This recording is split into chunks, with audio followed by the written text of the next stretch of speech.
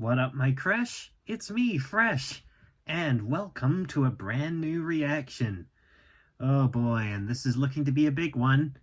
This is the next part of Fresh vs. Snakestaff Chapter 9, or at the very least, the audio telling of it.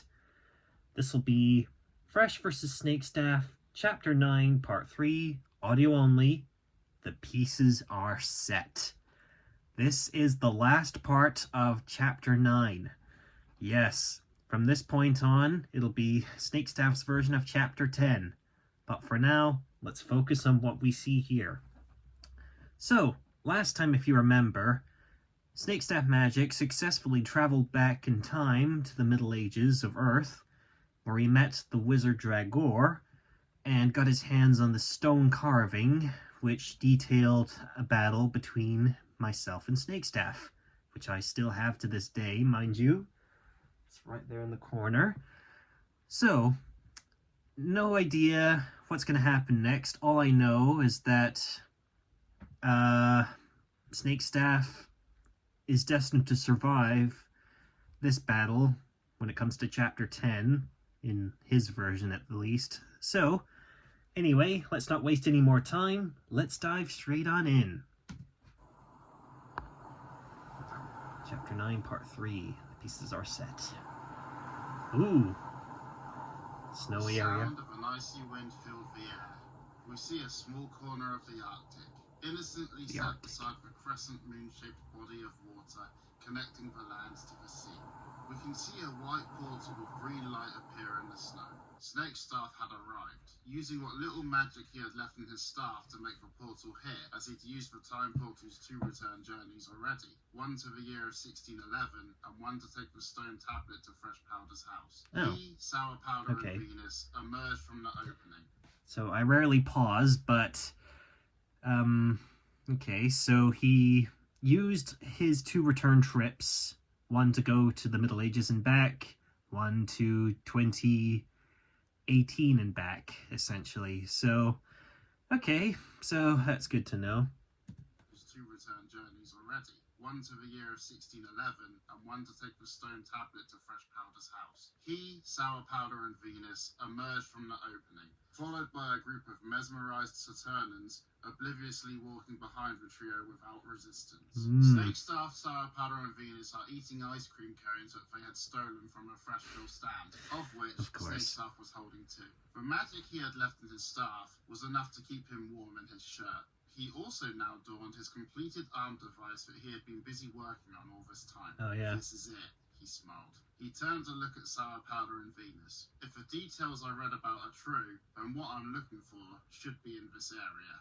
He looked down and saw the trio of Abigail, Joe, and Susie standing at the front of the rest of the Saturnans. Snakestaff leant down in front of Susie. Ah, you wanted an ice cream, didn't you? Here you go. He placed the ice cream cone against the 4-year-old's face. It was sticky and stayed in place, clinging to her cheek. Snakestaff, Sour Powder, and Venus giggled at this mockingly, Sour Powder raising his claws to his mouth and shutting his eyes while chuckling. A scuffle could be heard back at the portal entrance. Galex, the mayor of Freshville, hopped through the opening, making his way through the group of hypnotized Saturnans, still tied up in rope and looking as angry as ever. Somehow he'd managed to get the gag off. As he hopped through, the portal closed behind him. Snakestaff, Sour Powder, and Venus paid him no attention until he spoke. "You idiots, what do you think you're up to?" he yelled. Snakestaff and the others glanced at him, still smiling. "Ah, Mayor," Snakestaff said. "Don't worry, it will all be over soon." Galex was having none of it. "Shut up," Galex replied.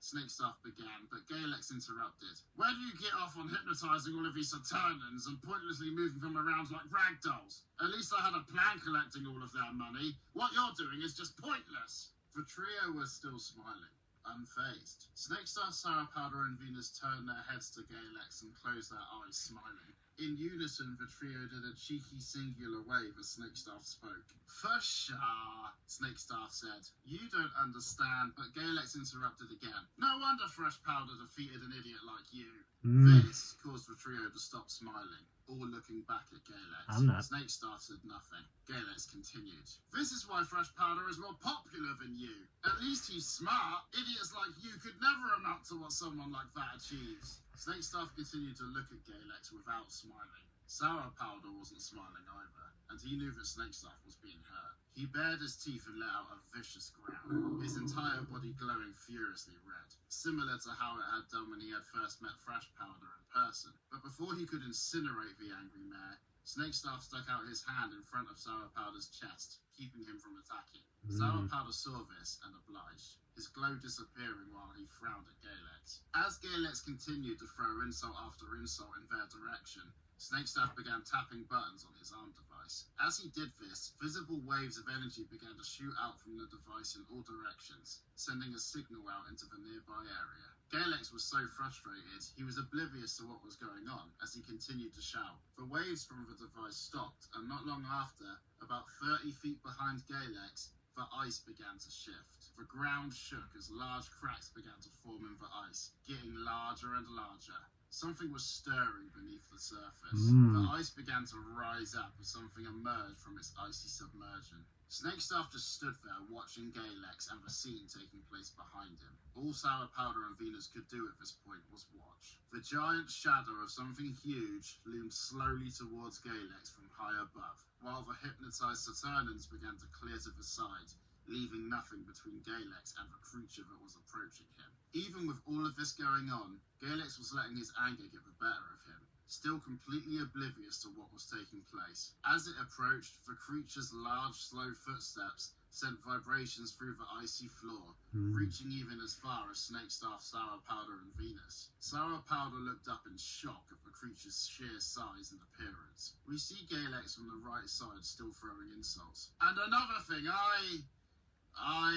he paused, feeling the presence of something right behind him. The temperature around him had become much colder due to the creature's breathing. Its face was mere feet behind him. And as Galex stood there, his eyes rolling back, having finally acknowledged the presence of another, it exhaled a slight cold breath in his direction.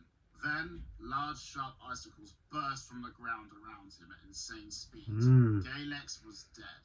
Impelled from different directions. Sour Powder turned and shut his eyes to avoid seeing the violent scene, as one or two small shadows of blood droplets can be seen hurtling through the air.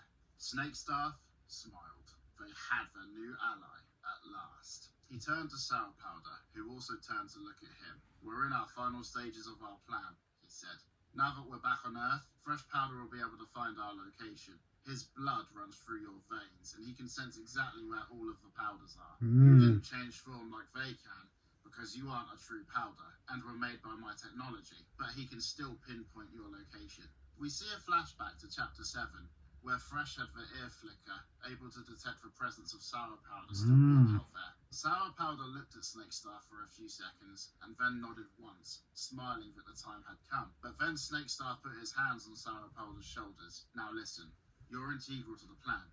Snakestaff paused. "If the plan goes south, if we don't come out of this on top, then there's a chance you could die." Sour Powder continued to look at Snakestaff with a serious expression, listening intently. Snakestaff was clearly struggling with this. He cared about Sour Powder a lot. "I don't want to put you in this position against your will, and I don't want to manipulate you into risking your life for me. If you disagree with the plan, we'll turn back now, and the war is over." Sour Powder thought about it for a few seconds. He was truly loyal to Snakestaff. He'd watched as Snakestaff had died fighting for what he believed in. Sour Powder had travelled to different places, even off-world, to get the ingredients needed to bring Snakestaff back to life. He wanted to see Snakestaff come out on top above everything else, and he knew Venus did too. Sour Powder looked into Snakestaff's eyes and nodded once, smiling, acknowledging that he was ready to take part in the plan. Snakestaff looked at Sour Powder for a few seconds, internally in awe of his friend. He then looked at Venus as well.